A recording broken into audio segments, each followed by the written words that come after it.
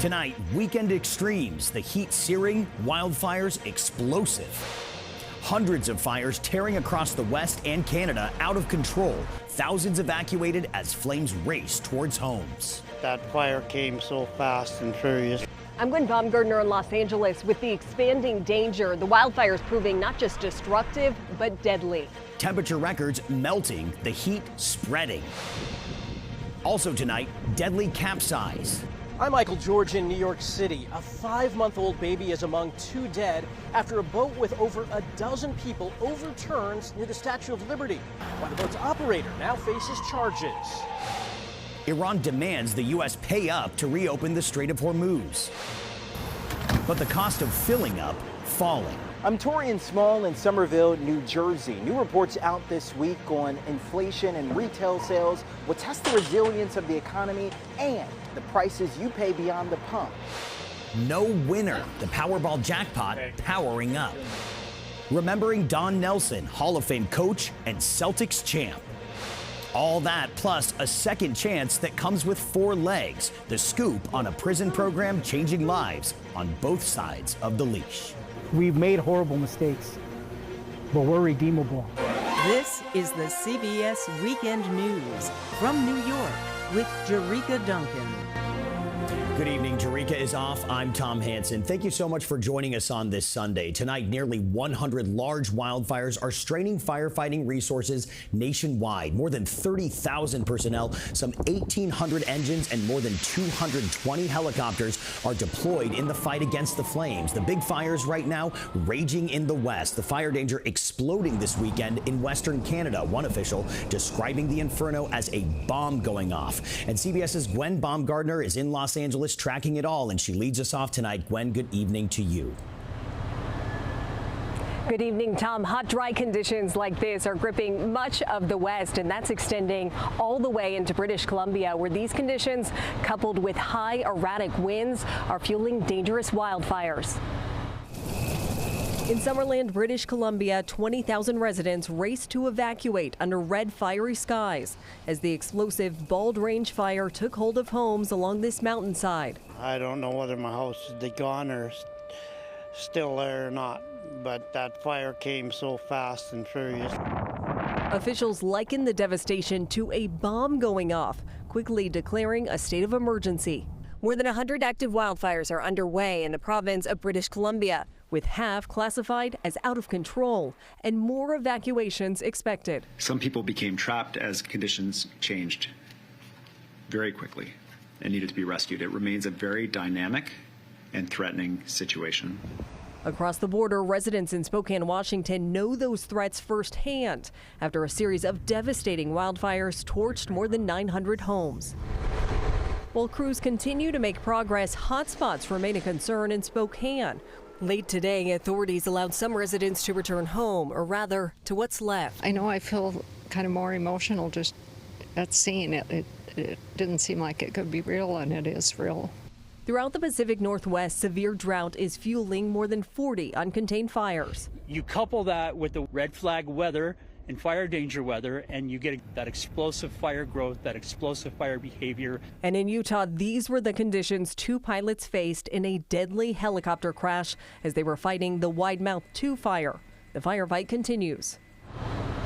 And here in Los Angeles, residents are bracing for this continued wildfire season. In just the past 24 hours, we've seen 3 large fires break out that have threatened homes and highways. Tom? A dangerous situation, Gwen, thank you. And as for possible relief, the heat this weekend has been searing for nearly 100 million Americans. Let's get right on over to CBS News meteorologist Andrew Kozak. Andrew? Yeah, Tom, good evening. We would love to find some relief, but unfortunately that heat continues. The dry air continues with single-digit relative humidity levels. So we've got elevated fire danger, dry thunderstorms. Those are storms with a lot of lightning, a little rain. And then, of course, the poor air quality for those folks suffering from the wildfires and the heat in the Pacific Northwest. Not only unhealthy air for people with respiratory issues, but for everybody. Unfortunately, that continues into the week ahead. Not only do we have the heat alerts for the West, but now that's spreads across the Midwest and the Central Plains, places like St. Louis and Memphis. And even if you're not underneath any heat alerts, we have places like Albuquerque, New Mexico, which may set some new records heading into your Sunday night.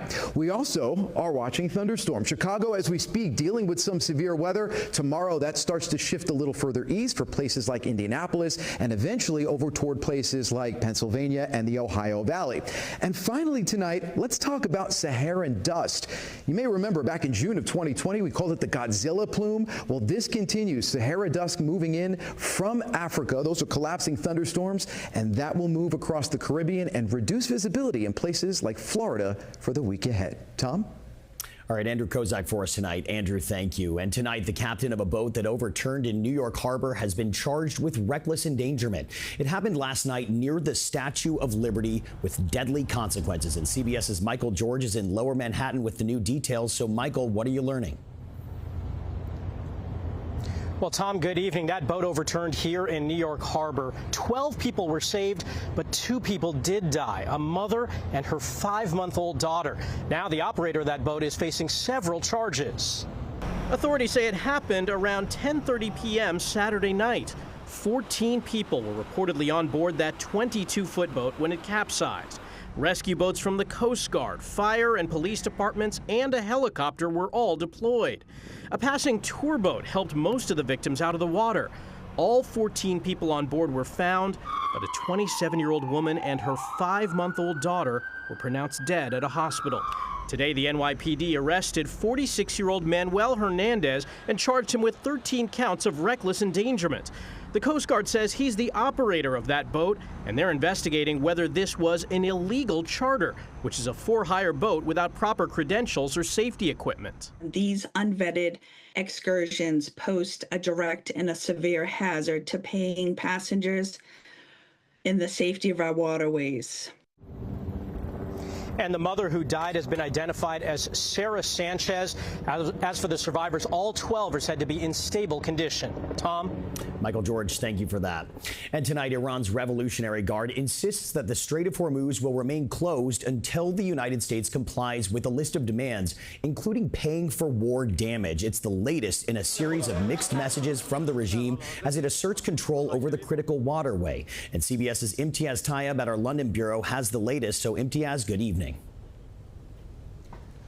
Tom, good evening. Well, despite Iran saying it's close to an agreement with Oman on new shipping routes through the Strait of Hormuz, that doesn't mean Tehran is ready to reopen the vital waterway. Tonight, Foreign Minister Abbas Araghchi has said negotiations with Muscat are in their final stages, but Iranian leaders are again demanding more concessions from the U.S., including the lifting of the naval blockade, removing sanctions, releasing frozen assets, and providing compensation for the war before reopening the strait. And today, President Trump has had to push back against reports about dwindling U.S. munitions from the war, insisting America has, and I'm quoting here, quote, massive amounts, while threatening those leaking information about stockpiles with prosecution. Now, it's increasingly clear Iran believes it has the upper hand, betting the White House wants to end this confrontation more than it does. So even if the Iranians and Omanis reach an agreement, that may be the easy part. The real question is whether President Trump is prepared to give Iran what it wants to get Hormuz reopened, Tom, or keep absorbing the economic and military costs if he won't. Imtiaz Tayyab for us tonight. Imtiaz, thank you. The cost of the war to taxpayers is growing, not just to finance the Pentagon's plans, but also the cost of living. And CBS's Torian Small is traveling with President Trump in New Jersey and joins us from the borough of Somerville. Torian, good evening. Good evening, Tom. New reports on inflation and retail sales are expected this week, with stock markets on a record streak, but also with consumer prices increasing and the labor market seeing new challenges. 6 months into President Trump's war with Iran, Americans are still feeling it at the pump. Gas prices today are stubbornly stuck around $4 a gallon nationwide, up more than $1 since the day the fighting broke out. I'm on the road all the time, so it's a lot of money when you add it up. My wallet is a little lighter now, and I guess because of all the situation in the world. And new labor data not helping. The U.S. economy lost 23,000 jobs in July, when economists were expecting a gain of 95,000.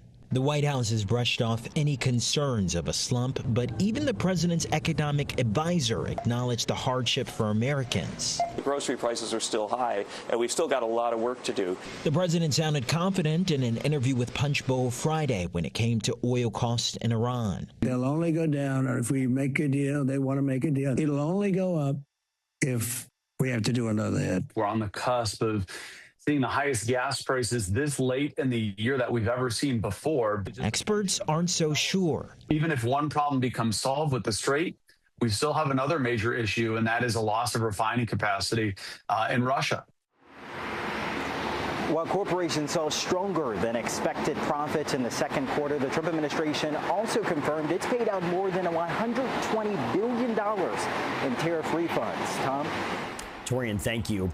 The Powerball jackpot is powering up after no winner this weekend. That pushes the prize for Monday's drawing to a whopping $905 million. It's the biggest jackpot this year. Tonight, tributes for Don Nelson, the legendary Hall of Fame basketball coach of 4 NBA teams and a Celtics great. He died today at 86. Stardom came early, first at the University of Iowa, then the NBA. Nelson signed with the Celtics in 1965, winning 5 championships. He retired in 1976, the Celtics later raising his number 19 to the Boston Garden's rafters. Nelson began his coaching career that same year, first with the Milwaukee Bucks, then the Golden State Warriors, the New York Knicks, and the Dallas Mavericks, before returning to the Warriors in 2010. At the time of his retirement, he owned the NBA record with 1,335 regular season victories. His distinct style of coaching was known as Nelly Ball. Everybody strives to be the best, and I'm trying to do that, and I want my ball club to do that. And tonight, NBA Commissioner Adam Silver said Nelson, quote, brought an unmistakable personality to everything he did, and his impact on our sport will continue to be felt for generations. Okay, straight ahead, 2 summer blockbusters hit a major milestone. But first, this story. I'm Anna Coren at the Hsinchu Air Force Base in Taiwan, where the annual military exercises are being staged in preparation for a potential Chinese attack. We'll tell you more next on the CBS Weekend News.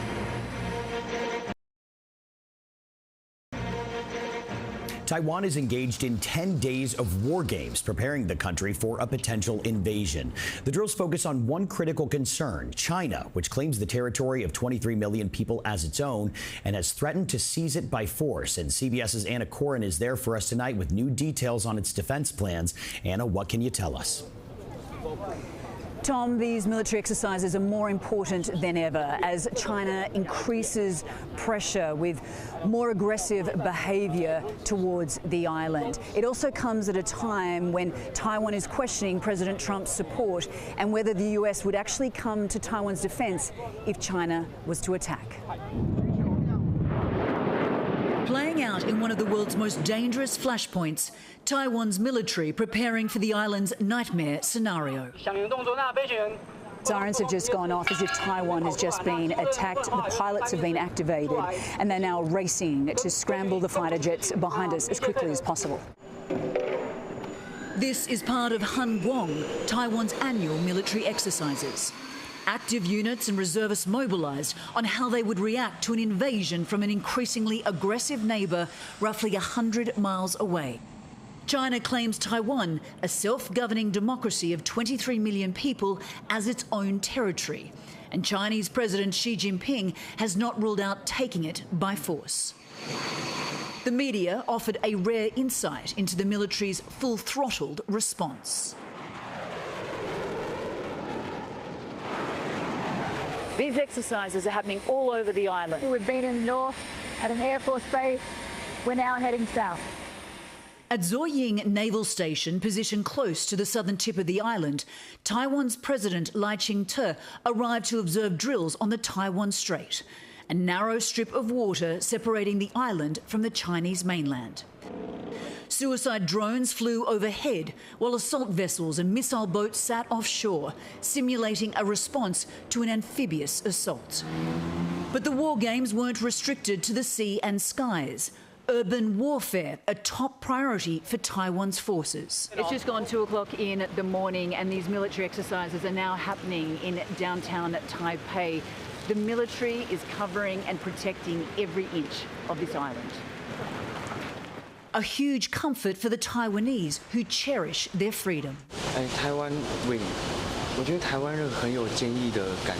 We are driven and resolute and will never back down, explains this man. Sentiments clearly on display by the men and women in uniform willing to fight for their homeland.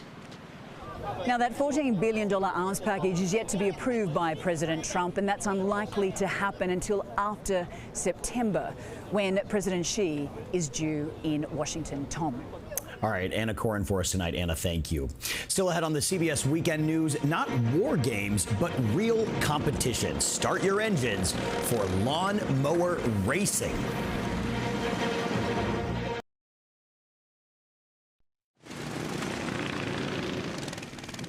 This weekend, a different use for your lawnmower. Teams in England raced the modified machines without blades around a dirt track. Speeds can reach up to 50 miles per hour. Whoever makes the most laps in 9 hours wins. And yes, you heard me correctly. I said 9 hours. You might call them a cut above the rest. Of course, the event was dreamed up by a group of friends over pints at an English pub in 1973. That tracks.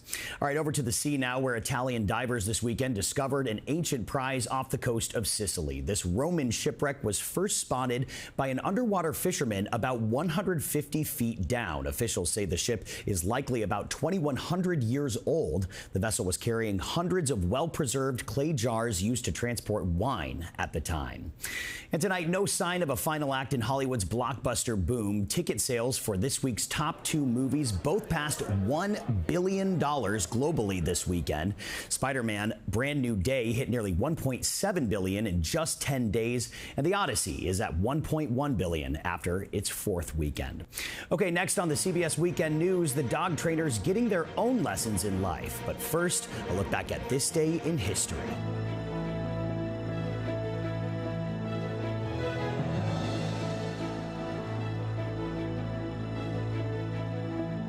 The bomb that ended the war.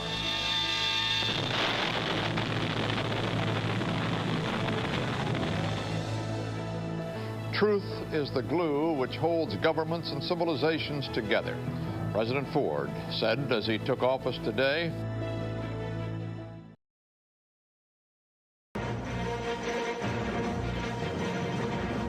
And finally here tonight, we end at a state prison in Stockton, California. In our weekend journal, CBS's Max Darrow introduces us to a special program fostering reform for inmates. This was not your typical prison visit. It was a reunion between man's best friend and a man who's made major mistakes in life. That's Scoop, a service dog in training, and Isaac Sinsoon, an inmate at the California Healthcare Facility in Stockton. She looks like she's doing great. Here. Sinsoon is one of a handful of inmates granted permission to participate in what's known as the BARK program. So this is the dog dorm. We got 9 individuals, dog handlers living in here. Only heavily vetted inmates with clean prison records train service dogs for Canine Companions, a nonprofit that will pair the dogs with people with disabilities for free. Sinsoon spent a month with Scoop. Good girl. As the inmates get these dogs ready to change the lives of people they've never met, the dogs end up changing the trajectory of the inmates' lives, too.